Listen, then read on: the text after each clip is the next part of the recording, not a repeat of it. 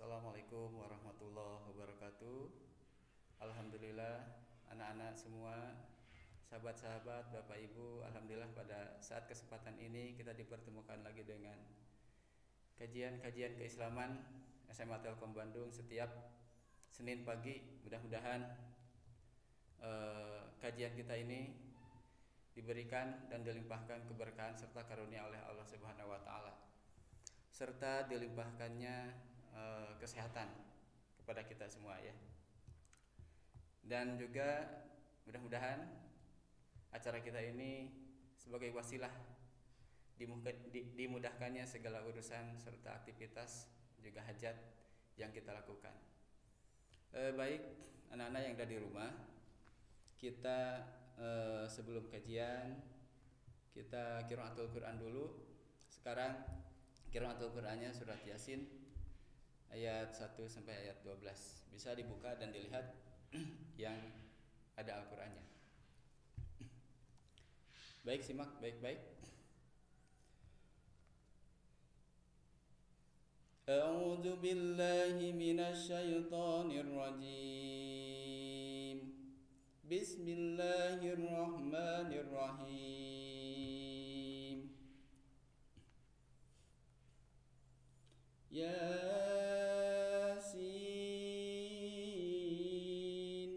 wal Qur'anil Hakim innaka laminal mursalin ala siratim mustaqim tanzilal azizir rahim litunzir qauman ma unzira aba'uhum fahum ghafilun laqad haqqal qawlu ala aksarihim fahum la yu'minun inna ja'alna fi a'naqihim aghlalan fahiya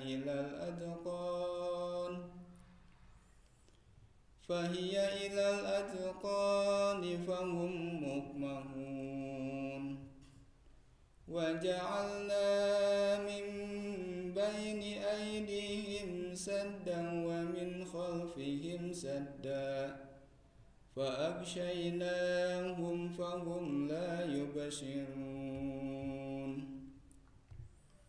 وسواء عليهم أأنذرتهم أم لم تنذرهم لا يؤمنون إنما تنذر من اتبع الذكر وخشي الرحمن بالغيب فبشره بمغفرة وأجر كريم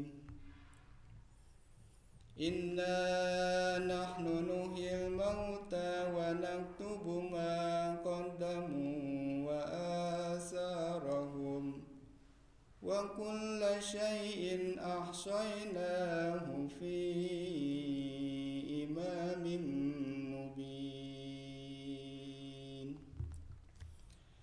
Sadaqallahul azim. Sadaqallahul azim. Samina wa ta'ana ghufranaka rabbana wa ilaikal masir.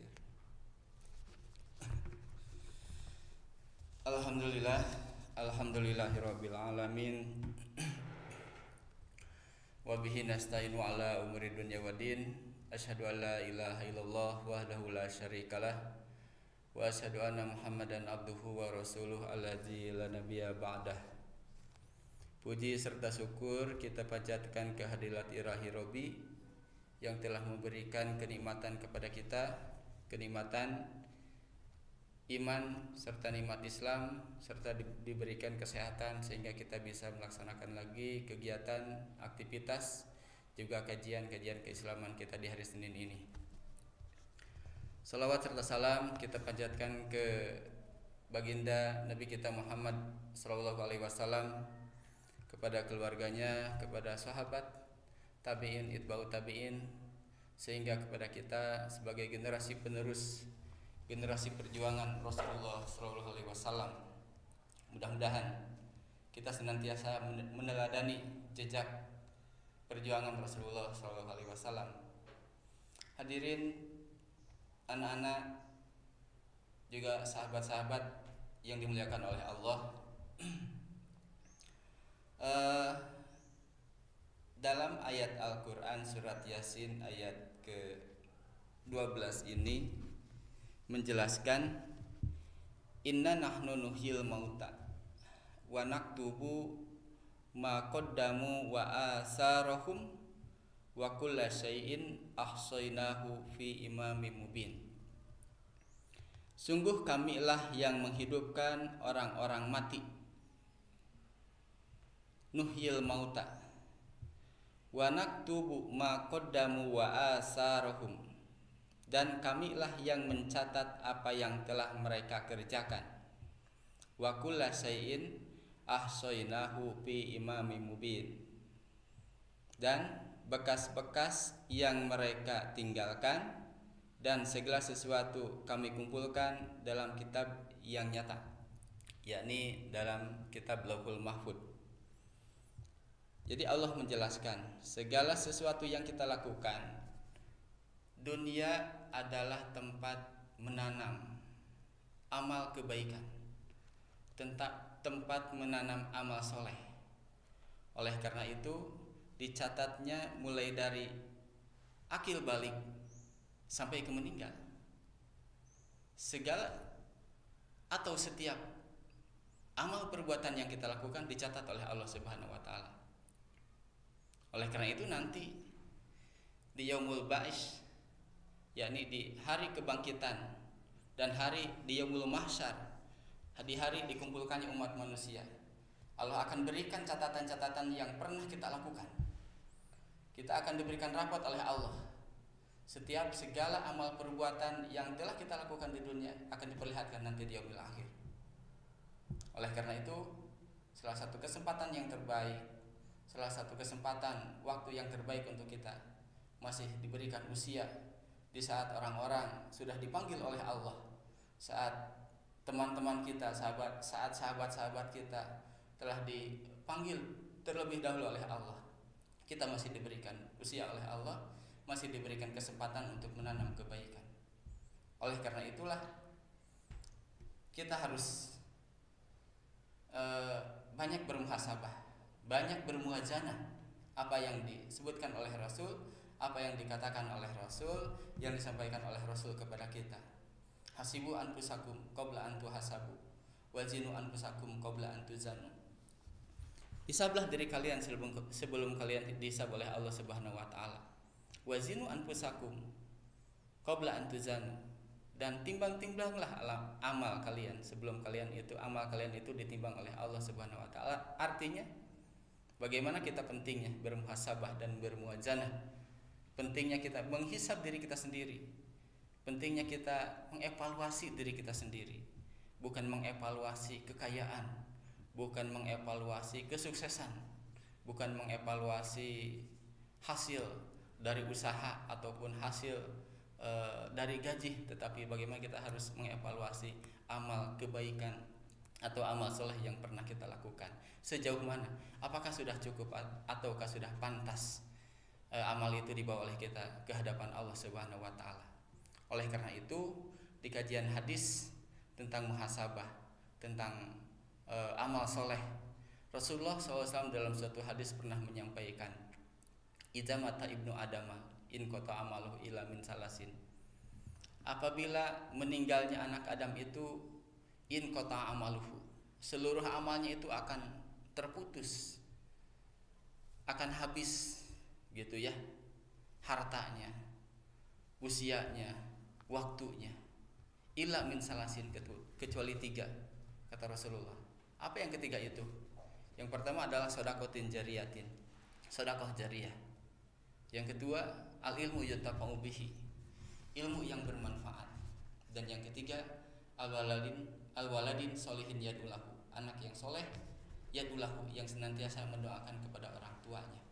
Itulah yang tercatat, yang akan dibawa ketika semua amal itu akan ditinggalkan, kecuali 3 amal. yang akan yang akan menjadi penyelamat, yang akan dihisab oleh Allah Subhanahu wa taala. Anak-anak yang berbahagia serta sahabat-sahabat yang dimuliakan oleh Allah. Yang pertama tadi yang dijelaskan oleh Rasul terkait dengan amal yang akan dibawa oleh kita. Teringat kepada sebuah tamsil ketika kita punya teman, sudah disampaikan beberapa pertemuan yang lalu. Kita sudah punya teman si A, si B, si C. Ketika si A diminta tolong kemudian dia tidak bisa menolong. Kemudian ditakdirkan yang meminta tolong itu dipanggil oleh pengadilan. Kemudian si B minta tolong lagi ke si B. Si B menjawab, saya bisa menolong cuma sampai pintu pengadilan. Kemudian si C yang memang si C ini diberikan harta, diberikan makanan, diberikan pakaian cuma sebatas sisa. Tapi ketika diminta tolong, si C ini berani menolong sampai ke pengadilan. Bahkan pertanyaan pengadilan pun dari hakim siap dia menjawabnya. Artinya dia bisa membantu, dia bisa menolong sampai kapanpun dibutuhkannya. Tetapi si A, si B tidak bisa diharapkan. Apa yang dimaksud si A dan si B? Si A adalah harta. Ketika mati, harta itu tidak bisa dibawa. Berapa kekayaan, mau bermiliar-miliar ataupun bertriliun-triliun, pabrik banyak, perusahaan banyak, rumah banyak, kendaraan banyak, tetapi di saat dipanggil oleh Allah, di saat meninggal, ternyata harta itu tidak bisa menolong dan tidak bisa mengantarkan sampai ke penghisaban. Tidak bisa. Kemudian si B yang kedua cuma bisa ngantar sampai pintu pengadilan. Siapakah si B itu? Keluarga. Tidak bisa menolong. Bahkan masuk ke liang lahat, ke kuburan pun tidak bisa.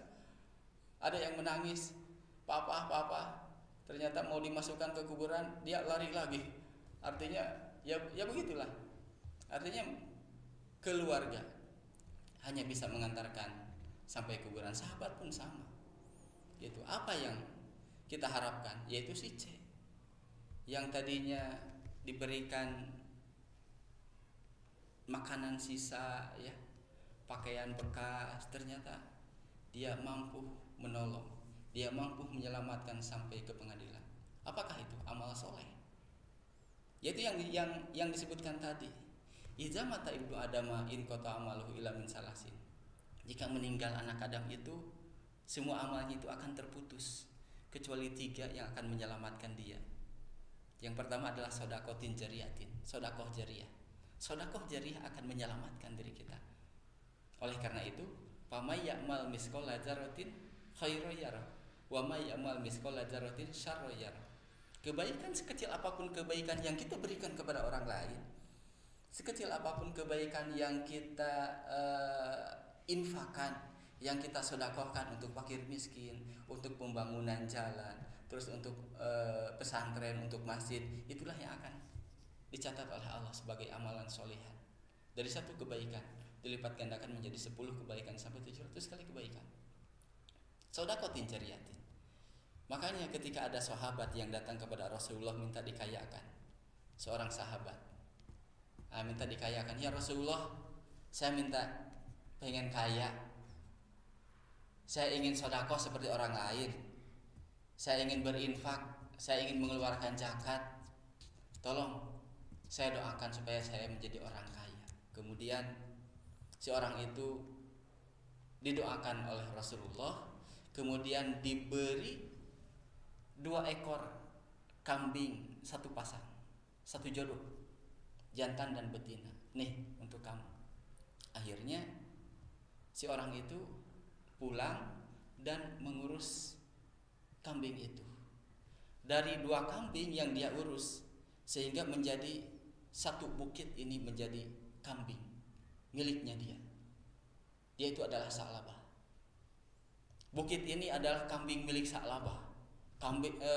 Bukit ini kambing miliknya Sa'labah.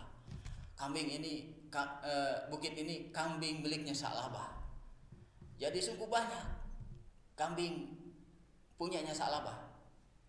Setiap ditanya, di bukit ini kambing punya siapa? Punya Sa'labah. Banyak sekali.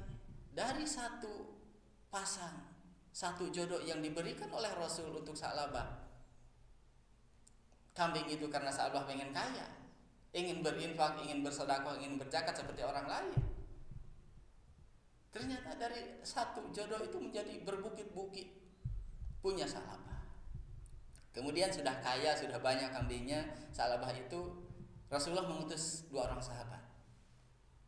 Hei Fulan, ambillah zakat dari Sa'labah itu. Karena turun ayat, khudz min amwalihim shadaqatan tutahhiruhum wa tuzakihim.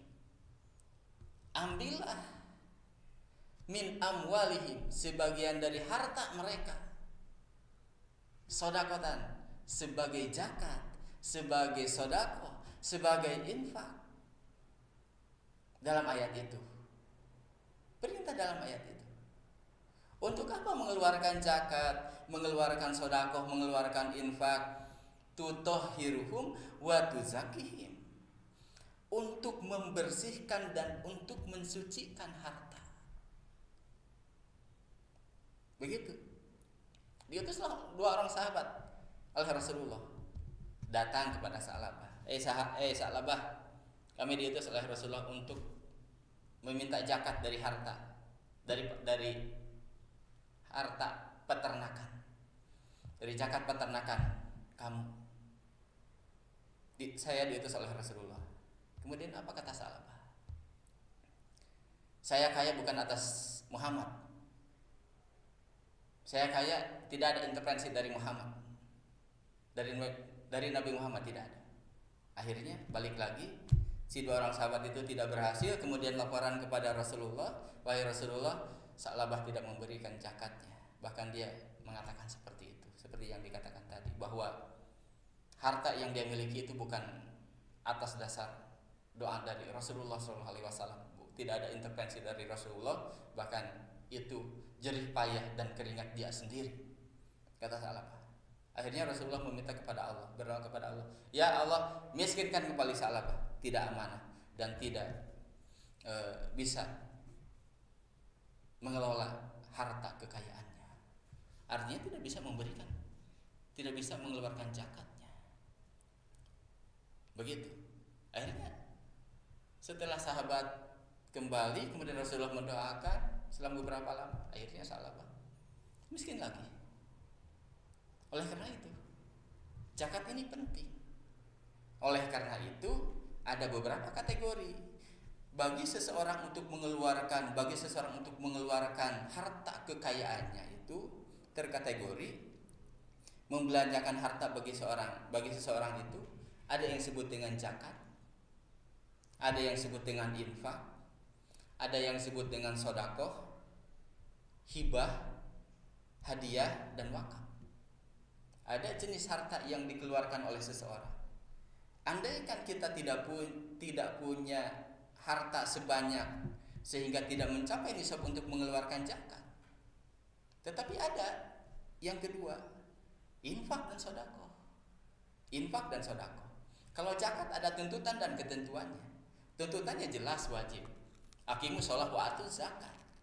Dirikanlah salat dan tunaikanlah zakat. Tuntutannya, ketentuannya, nisabnya ada. Zakat peternakan berapa? Zakat perniagaan berapa? Zakat emas berapa? Ada ketentuannya. Zakat pertanian berapa? Zakat perhiasan juga berapa? Itulah, ada tuntutan dan ketentuannya. Yang kedua adalah infak. Infak ada tuntutan, anfiku mimma razaqnakum halalan thayyiban. Infakkanlah sebagian yang telah kami rezekikan kepadamu, halalan thayyiban, yang halal dan yang bagus, yang baik, yang thayyib. Infak ada tuntutannya, ada ketentuannya. Dalam agama tidak ada ketentuannya, tidak ada batasannya, berapa saja. Tetapi infak ini bisa ditentukan oleh lembaga-lembaga tertentu. Oleh pesantren, infak santri sekian per bulan. RT infak warga sekian per bulan. Itulah ditentukan oleh lembaga. Yang ketiga adalah sodakoh.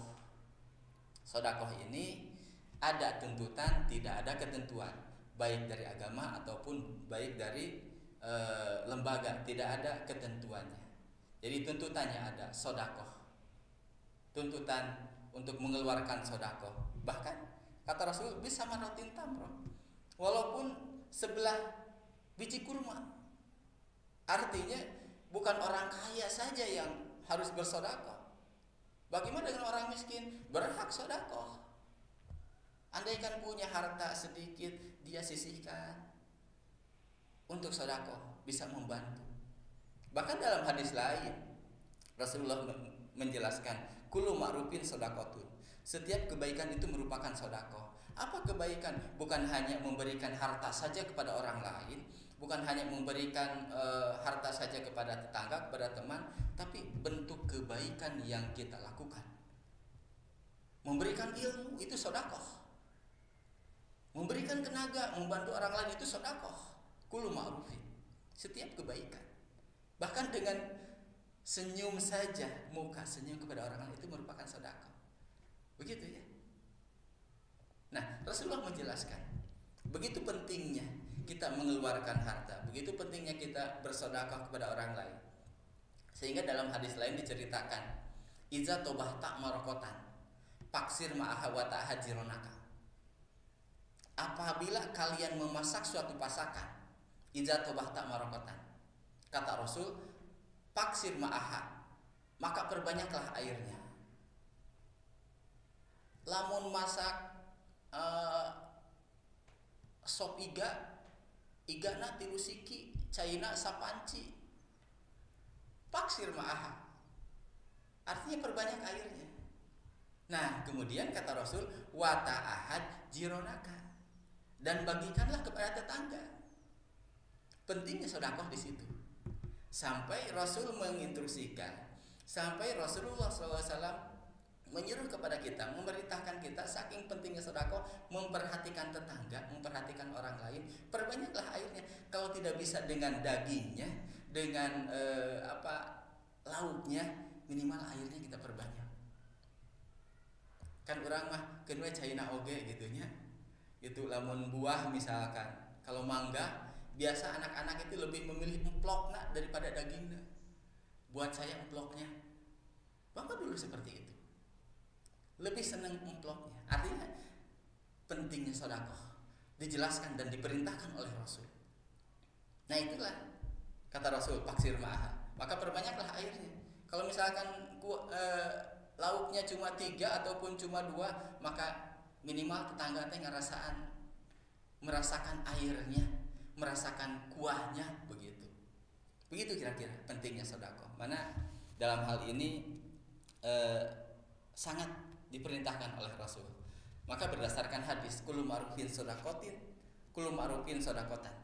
Setiap kebaikan merupakan sedekah, itu betul. Bagaimana kita bisa memberikan kontribusi terhadap orang lain, bisa bermanfaat untuk orang lain. Khairun nas anfa'uhum linnas. Khairun nas anfa'uhum linnas itu merupakan sedekah. Sebaik-baik manusia itu anfa'uhum linnas, bermanfaat bagi orang lain. Tidak bermanfaat untuk karasa hartana atau tanagana, untuk karasa tanagana atau ilmuna bisa dirasakan oleh tetangga. Tawasau, saling berwasiat dengan sesama manusia, saling berwasiat dengan, saling menasihati, saling berwasiat dengan sesama teman, dengan sahabat dekat, dengan tetangga, dengan orang lain. Itu lebih penting. Oleh karena itu, kullu ma'rufin sedaqatun bisa dilakukan dengan apa saja. Walaupun kita ada duri di jalan dibuang, itu termasuk sedekah. Nah, yang keempat adalah hibah. Jadi bentuk harta yang dikeluarkan oleh kita itu, yang keempat adalah hibah. Jadi hibah bisa bentuk barang, bisa bentuk tanah, bisa bentuk rumah, gitu, menghibahkan sesuatu untuk kemanfaatan untuk oleh orang lain. Yang kelima adalah hadiah. Hadiah ini berdasarkan prestasi tentunya ya. Ketika kita punya prestasi, kalian menjadi murid teladan, kalian menjadi ranking 1 di kelas, diberikan sesuatu penghargaan oleh wali kelas, diberikan penghargaan oleh sekolah, itulah yang disebut dengan hadiah, diberikan kepada orang lain. Nah, yang keenam adalah harta yang dikeluarkan oleh seseorang itu bentuknya adalah wakaf. Jadi kemarin Bapak di kelas 10 membahas terkait wakaf, bagaimana rukun dan syarat wakaf yang harus kita lakukan.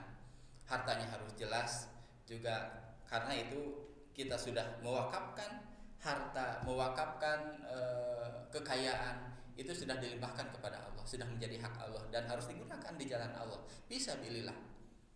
Oleh karena itu tidak boleh ada intervensi lagi dari ahli waris.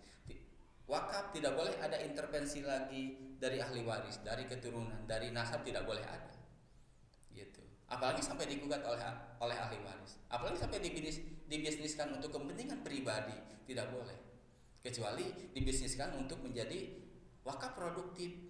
Bapak mewakafkan kontrakan, kemudian dari hasil kontrakan itu dipakai gaji ustadz, dipakai operasional masjid, dipakai bayar listrik masjid, boleh seperti itu.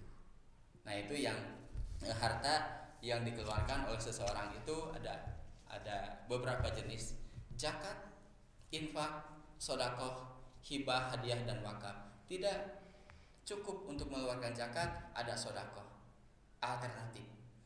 Kemudian ada infak, ada hibah, hadiah, serta kita bisa mewakafkan sesuatu di jalan Allah.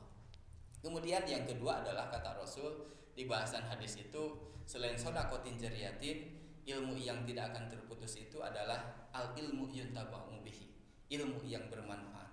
Bahkan dijanjikan oleh Allah, barang siapa yang mencari ilmu di jalan Allah, maka Allah akan permudah segala urusannya. Bahkan dalam Al-Quran, yarfa'illahu ladina amanu minkum waladina utul ilma darajah. Orang-orang yang mencari ilmu itu akan diangkat derajatnya oleh Allah, mendapatkan penghargaan dari teman, mendapatkan penghargaan dari masyarakat, mendapat penghargaan dari negara ataupun dari pemerintah, apalagi dari Allah.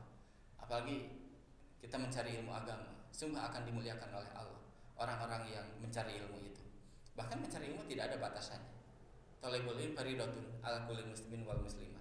Karena statusnya wajib mencari ilmu itu, oleh karena itu Allah perhatikan kehidupannya orang-orang yang mencari ilmu itu. Minal mahdi ilal lahdi, tidak ada batasannya. Dari mulai lahir, dari mulai kita akil, dari mulai kita balik sampai kita meninggal. Terkadang ada orang yang memang mencari ilmu, nanti pengajian teh kalau sudah pensiun. Jangan. Selagi sekarang punya kemampuan, selagi kalian masih punya waktu yang sangat panjang kalau dilihat dari sisi usia. Misalkan sekarang 10 tahun, 11 tahun, masih panjang usia. Carilah ilmu. Bahkan dalam hadis dhaif dijelaskan, talabul ilmi walau bisin. Carilah ilmu walaupun ke negeri Cina. Nah, sekarang Cinanya corona, gitu ya. Nah, itu artinya pentingnya mencari ilmu.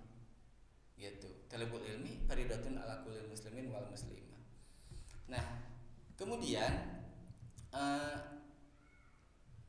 proses mencari ilmu juga diperintahkan di dalam surat Al-Alaq. Allazi 'allama bil qalam. Bagaimana kita harus menuntut ilmu? Sehingga ketika kita sudah mendapatkan ilmu, allamal insana malam ya'lam. Proses belajar mengajar itu terjadi dan diperintahkan oleh Allah. Allazi 'allama bil qalam. Mereka orang-orang yang mempunyai ilmu, yang belajar, yang menuntut ilmu, sudah tahu ilmunya, sudah mendapatkan ilmunya, kemudian kata Allah, allamal insana malam ya'lam. Kemudian kewajiban kita alamal insana malam ya'lam, mengajarkan kepada umat manusia, mengajarkan kepada insan apa yang mereka tidak ketahui. Makanya mengamalkan ilmu itu jangan pelit. Punya ilmu itu jangan pelit. Apa yang kita ketahui, sampaikan kepada orang lain. Gitu ya. Sampaikan walaupun satu ayat. Artinya pentingnya kita tawasau, pentingnya kita saling mengingatkan, pentingnya kita saling memberikan ilmu, sharing dengan sesama teman. Dan yang ketiga adalah kata Rasulullah Shallallahu Alaihi Wasallam, al waladin solihin yad'ulahu, anak yang soleh yang senantiasa mendoakan orang tuanya. Oleh karena itu, bagaimana kita menjadi kesolehan individu dan kesolehan sosial itu terbangun di sekolah ini? Artinya kita dididik karakter, dididik akhlak. Itu. Dalam Islam bukan hanya sekedar tentang menghormati orang tua, cara makan, cara minum saja diajarkan dalam Islam. Artinya kesolehan itu dibangun dari mulai hal yang kecil saja. Kesolehan individu hablum minallah, bagaimana kita bisa taat, atiullah wa atiur rasul, taat kepada Allah dan taat kepada Rasul jika menemukan satu masalah dalam hal dunia, dalam hal akhirat, farudduhu ilallahi wa rasuli, serahkanlah kepada Allah dan kepada Rasulnya. Nah, disitulah kita membangun kesolehan individu, membangun komunikasi kita dengan Allah, membangun kepercayaan Allah terhadap diri kita. Bagaimana kita menjadi insan kamil, insan yang sempurna, insan yang soleh, sesoleh Imam Luqmanul Hakim gitu ya. Luqmanul Hakim tercatat dan diabadikan oleh Allah di dalam Al-Quran bukan karena jasadnya. Luqmanul Hakim diabadikan oleh Allah dalam Al-Quran bukan karena ketampanannya, kepintarannya, kekayaannya, tapi Luqmanul Hakim dicantumkan, diabadikan di dalam Al-Quran itu karena kesolehannya, kesolehan individu yang dibangun oleh Luqmanul Hakim. Oleh karena itu, innallaha la yanduru ila suwarikum wala ila ajsamikum wala ila jasadikum walaki yanduru ila qulubikum. Allah tidak memandang hartanya, Allah tidak memandang jasadnya, tidak memandang kekayaannya, tetapi Allah walaki yanduru ila qulubikum, Allah akan memandang hatinya. Oleh karena itu kesolehan individu itu perlu dibangun, harus diuji. Dua kalimat syahadat itu, syahadatain itu harus diuji. Kita sudah mengaku kepada Allah, asyhadu alla ilaha illallah wa asyhadu anna muhammadar rasulullah, saya bersaksi kepada Allah tidak ada Tuhan selain Allah, wa anna muhammadar rasulullah wa asyhadu anna muhammadar rasulullah, dan aku bersaksi dan Muhammad itu adalah utusan Allah. Perlu diuji kesaksian itu, perlu diuji syahadat itu. Jika dia mengaku kepada Allah tidak ada Tuhan selain Allah, tetapi masih pergi ke dukun, masih percaya kepada orang lain untuk menyembuhkan dirinya, tidak percaya kepada Allah, jauh dari kata kesolehan individu yang dia bangun. Dan yang kedua adalah kesolehan sosial. Bagaimana hablum minannasnya juga dibangun, kerukunan antar tetangga, kerukunan dengan sesama teman, kerukunan dengan orang lain. Soleh dia itu, rajin sholat, rajin ibadah, tapi dengan tetangga itu tidak akur. Nah, ini akan layu minu ahadukum, tidak akan termasuk orang yang beriman, kata Rasul. Nah begitulah. Jadi harus seimbang, harus balance, harus seimbang. Yang kita bangun itu kesolehan individu dengan kesolehan sosial itu harus seimbang. Gitu ya. Makanya antara hablum minallah dan hablum minannasnya itu harus seimbang. Jadi kalau misalkan kita bertaubat kepada Allah cukup dengan dalam sholat dan tidak akan melakukan, tidak akan mengulangi lagi, menyesali dan tidak akan mengulangi lagi. Tetapi kalau kita punya dosa dengan sesama manusia, harus dibubarkan dulu, harus dibebaskan dulu dosa antar sesama manusia. Oleh karena itu pentingnya kita memiliki kesolehan individu dan kesolehan sosial.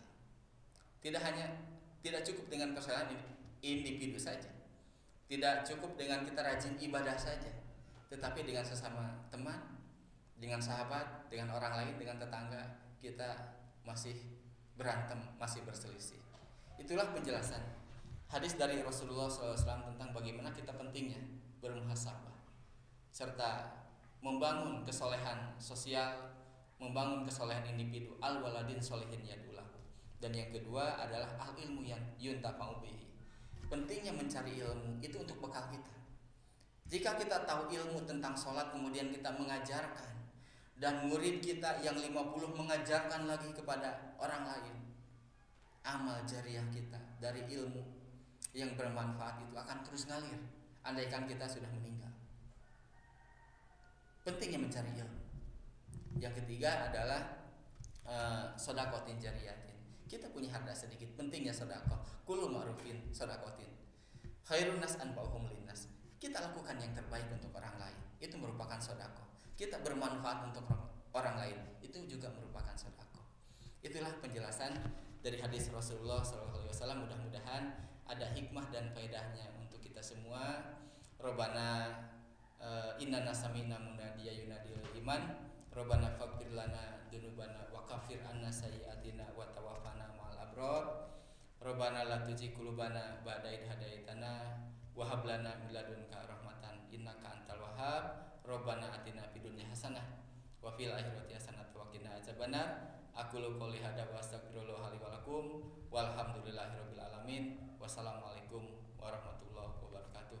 Terima kasih atas atensi dari anak-anak semua, dari sahabat-sahabat serta Bapak Ibu semua yang telah menyimak serta mengikuti kajian di Senin pagi ini. Mudah-mudahan jadi ilmu yang bermanfaat serta jadi amalan solehan mutaqabbalan untuk kita semua. Terima kasih. Assalamualaikum warahmatullahi wabarakatuh.